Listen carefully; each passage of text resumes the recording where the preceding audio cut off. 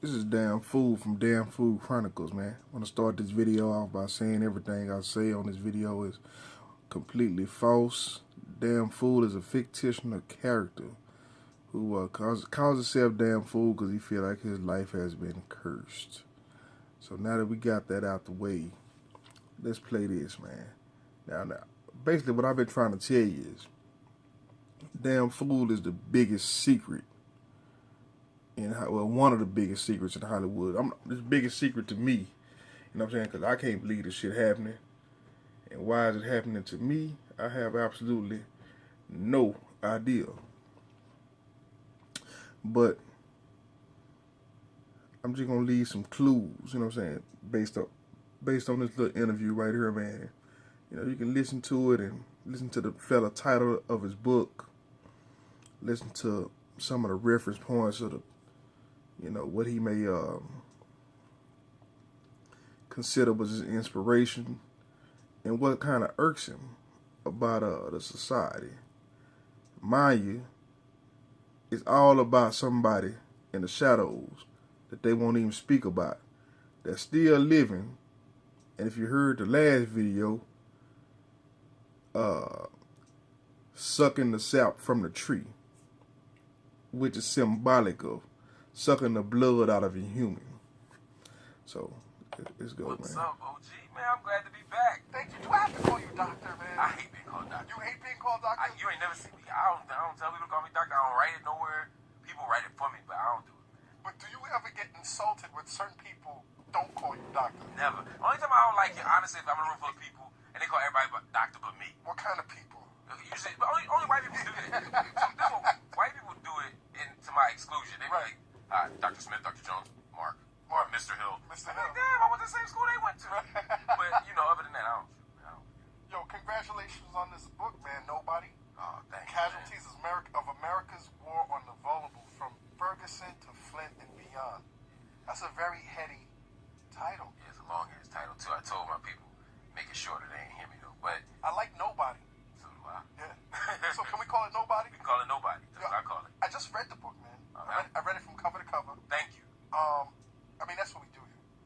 That's why you a legend, because you actually do the research and do the work. No, because you sit with people that haven't seen your show or haven't read your book, and they're trying to interview you. Right. I hate that. You were telling me that you were sitting down with some people and they were trying to fake through. Yeah, dude was like, you should really think about this when you talk about Baltimore. There's a great film you should see. I was like, yeah, I quote the film intensely in the endnotes and in the book, man. But other than that, man, it's good, man. Yo, I'm blown away, man, because I'm not gonna say it wasn't an easy reading, but this was some intense shit in here, man. I was trying to strike a balance between making a book that is accessible, so it's not an academic book, like people can read it. Right. I tried to make it writerly so that people could feel the prose and feel the stories that I'm telling, especially at the beginning of the chapters, Right. But at the same time, I wanted to make readers stretch just a little bit, because there's no way to analyze a problem without being rigorous and thoughtful, and that's what I try to do in the book. A problem of this magnitude too, man. We're talking about the American problem, man. Exactly. And thematically, the book kind of reads like a uglier, more insidious version of Harlan Ellison's Invisible Man. That's interesting. Yeah, I think for me, this notion of Ellison's notion of invisibility, or any notion of invisibility, is part of what it means to be black in America. Right. You're unseen. Right. I'm saying, yeah, there are moments where we're completely unseen. When they think about democracy in America, they wouldn't think about us. Right. Every man created equal. They couldn't see us. Right. At least not at the level of our humanity. They saw us as slave labor. They saw us as chattel. Yeah. But they damn sure didn't see us as people. And I'm saying it's not just that we're invisible, but when we are visible, we are susceptible to so many forms of violence. Yes. Right. We see you, and so we're going to kill you. We see you, we're going to erase you. Right. We see you suffering, Right. but we're going to ignore your suffering. Right. Or justify it. Right. They're lazy. They're stupid. They're violent. Yeah. They're hypersexual. Of course it's going to happen. They don't vote. Whatever the narrative is, that becomes the reason why we get subjected to forms of social misery and even civic evil. Because you can't talk about Flint, Michigan. We're talking about civic evil. Oh yeah, that's evil, man. It's evil. It's evil. And that's what we're trying to get at. You can't talk about Baltimore. You can't talk about any of these incidences, that these recent incidents that are happening in current American society as not evil. This shit is evil. It's Man. just evil shit. What was the purpose of you writing this? Was it just a check? Did they put that check in front of you? Let me tell you something, man. Or I ain't gonna lie, I got a check. But I can. a checky check? It's a nice check, but I tell you something. There are bigger checks to be written than this. Yes. It's funny, when I went to write the book, in fact, I was going to write a political book, like a straight, 2016 election kind of book. And when you look at the New York Times bestseller list this week, or last week, or probably the next week as well, the books that are at the top of the list are like How to Beat Trump, The Secret of the Clintons, stuff that is like red meat. And I could have written one of those books. I could have easily written one of those books. They don't take long to write. All I gotta do is say the same shit I say on CNN, just give my opinion. Your opinion. Exactly. Put my face on the cover, like Ann Coulter and them do. Right. And sell it to people who already agree with what I think. And I would have made. Because it's a built-in audience. Built-in audience. Right. And every TV show I go on, I can sell that book. And I could have made a lot of money. I probably got twice as big a check. Right. And I thought about writing that book. I wrote a proposal for that book. And then I talked to folk. And I talked to a friend of mine. Actually, I talked to India Arie about it. And she said, you got to write the book that your spirit is telling you to write. She said, because if you don't write the book that your spirit tells you to write, then even if you get a check, you won't be satisfied. She's a better person than I am. I probably could have got the check and been satisfied. Right. But no, seriously, She's more morally woke. She's morally right. She woke. She's woke. I ain't woke like that. You know what I mean? No, but like seriously, she was right. I wouldn't have slept well. Right. This book, I was called to write it when I went down to Ferguson. I got there August 10th. Mike Brown killed August 9th, 2014. I got there August 10th. And as I stood there, you could still see the bloodstains on the ground. You still saw the Quick Trip down the street by the end of the week was burnt to the ground. Right. You see "Thank You Black Twitter" written on the ground out there because there was nothing. Thank you, Black Twitter. Thank you, Black Twitter. Right. It was digital activism. It was on the ground concrete activism. Right. And all this stuff was happening, and I was talking to people about what happened, and I asked her sister, I said, what happened, man? And as she described it, I could feel the trauma. Right. She described it. This boy lay on the ground for 4 hours. Sheet. Covering his body. Right. Eventually, but not all the way. Right. And he had been out there for what, like 4 hours, man. His blood going through steaming heat. Steaming heat, 95 degrees. Right. His blood in the concrete. Right. Bugs flying around. Little kids. 6 years old. Like he was deer. Like roadkill. Or as Keisha said, the woman who I spoke to, like he ain't belong to nobody. Right. Like he ain't belong to nobody. And so, that idea of him not belonging to nobody became the thing that made me want to tell the story of Mike Brown and Ferguson. And that's all I wanted to do was tell the story of Mike Brown and Ferguson. And I was saying that everything that happened to Mike Brown and Ferguson was bigger than just the interaction between Darren Wilson and Mike Brown. Of course. It was about the police force. It was about local policing. It was about the school system. It was about public housing. It was about jobs leaving. It was about all this other stuff. And I wanted to just tell that story. And as I began to tell that story and write about that story, I even wrote a proposal for that story. I then... It would have been a study on Ferguson. On Ferguson. Complete story of Ferguson. And then I would have gone deep around what happened in Right. Ferguson. And then Daniel Pantaleo doesn't get indicted for killing Eric Garner. Eric Garner, right. And then, I heard about what happened with Tamir Rice. Yes. And then, Freddie Gray died. Yes. And Walter Scott gets shot in the back running away. Right. And Sandra And Bland then- is and down then- hanging and in the then- cell. and then- Yeah. and all then- those and and then- then. I was like, this ain't a story about Mike Brown. Right. This is a story about state violence across the board. So I wanted to tell... Systemic. Yeah. Right. So Not rare incidents. No, not rare. It's systemic. And then I want to say that in the same way that Mike Brown's story was undergirded by a lot of other stuff, so was Sandra Bland. So was Walter Scott. So was Katherine Johnson in Atlanta, the 90-year-old woman who got kicked in and she got killed by Well, this woman that just got killed this week. Yeah, and a 5-year-old son got shot. Right. They shooting 5-year-olds? I mean, I knew they were shooting 12-year-olds. They shooting 5-year-olds right now? The problem is they can't tell the difference. Right. That's part of the problem, right?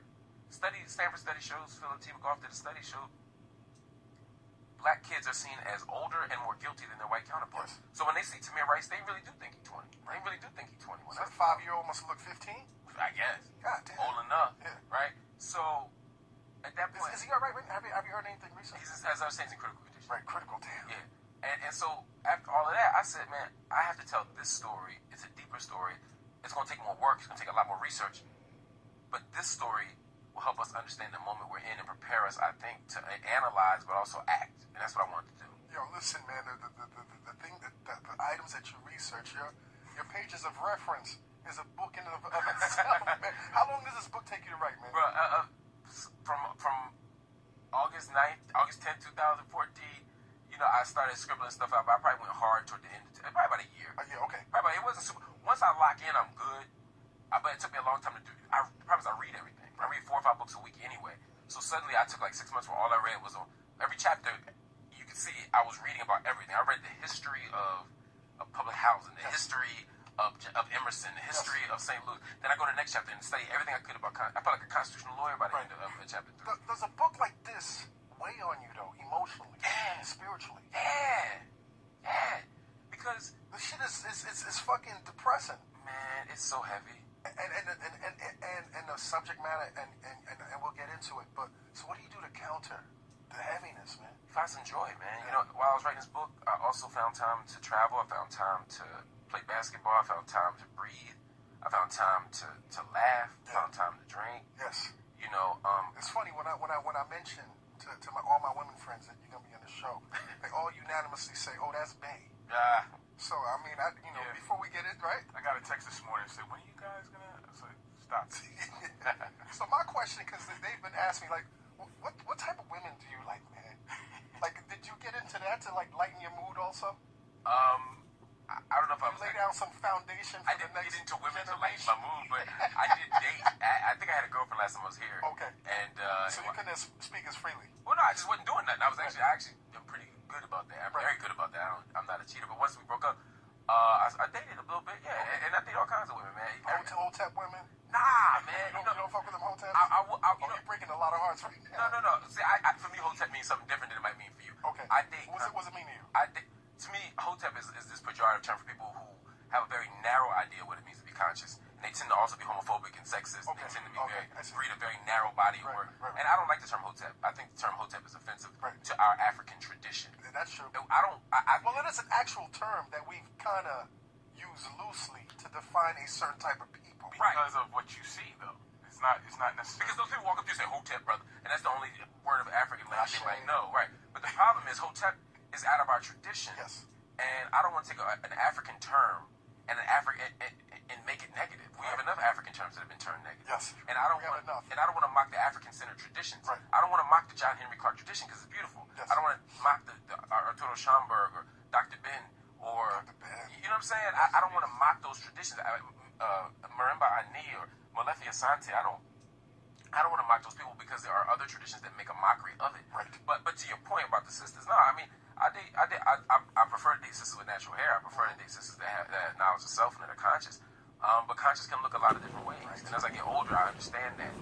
It's like Dre used to say, every nigga with dreads full of cars, every nigga with... Yeah, this is a very interesting interview. And like I say, I mean, I can poke holes all through it, but I definitely understand that it'll be hard for me to explain to you how to do it, you know what I'm saying? So, it's an interesting interview, though. I'm going to let it roll for the rest of the way through. And fuck, man, if we can't get no chronicle out of it, at least it's just a damn good interview. So, it's Mark Lamont here, too, by the way, man. It was a good interview. So Yes. I dated. Did you ever date a police officer? Never, I would never do that. You would never date a police officer. Fuck no. Seriously. No. Just imagine the discourse. Yeah. Imagine the sexual tension. Mark. You wildin', man. That's something I couldn't do. Okay. That's a no. That's an absolute. But when you see that like as a challenge to help them see the light, I I mean, she was bad. If you've seen her in the club, she was bad. And then later on, I found out she was a police officer. She showed you that badge. I think it would be a long-term problem. Right. I'll say that. Long-term, it wouldn't be sustainable. Right. I can't speak to the club. Yes. I can't speak to the after party. But I will say that long-term, it wouldn't be sustainable. Because Okay. I have an ideological difference with anybody who represents the state in that way. Right. That's dope, man. So basically, you're saying you're on the market right now. I wasn't saying that. No, I was saying that I have dated different types of different types of women. Okay. Life is good. So we'll leave this to the interpretation of the women out there that's listening to this episode.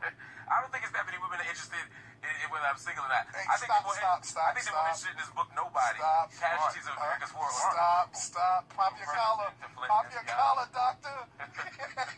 Yo, let's get into this book, man.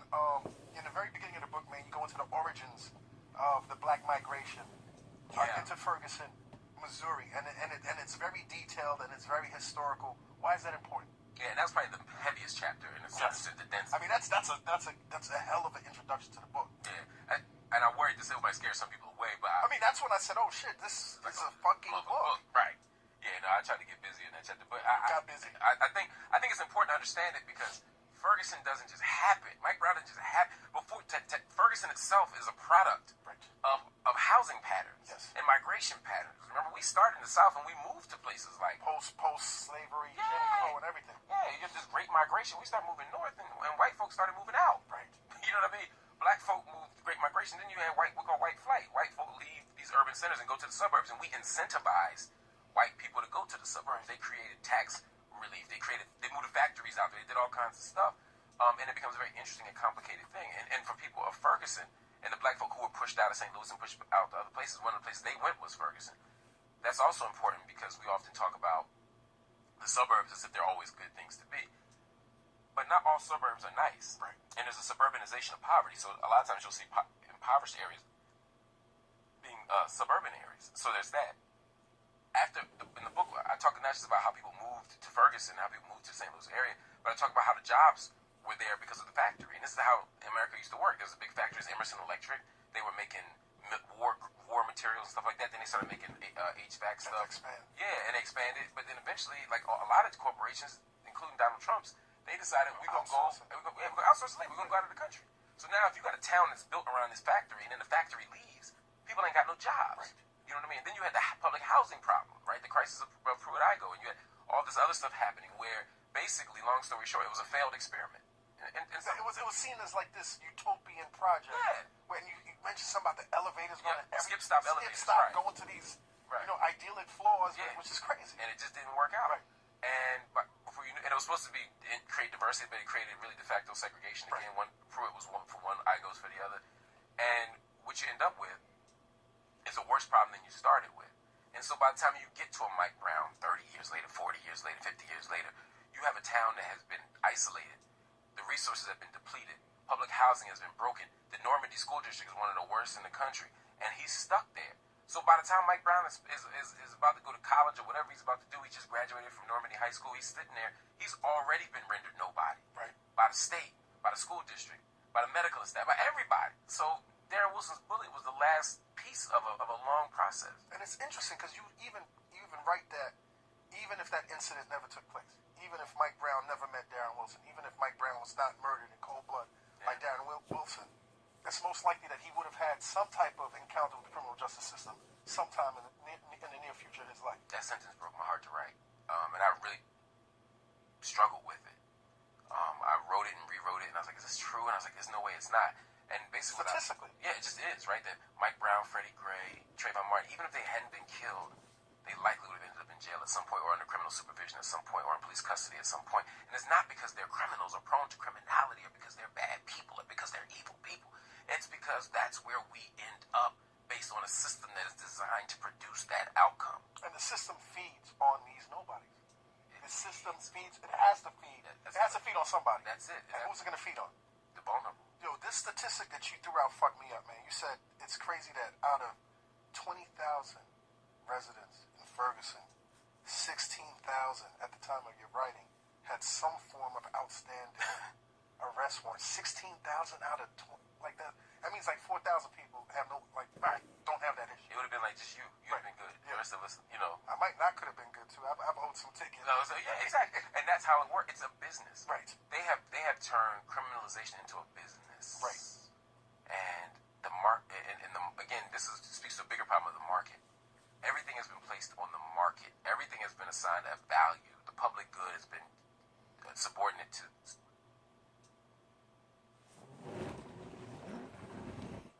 All right, man, that's enough.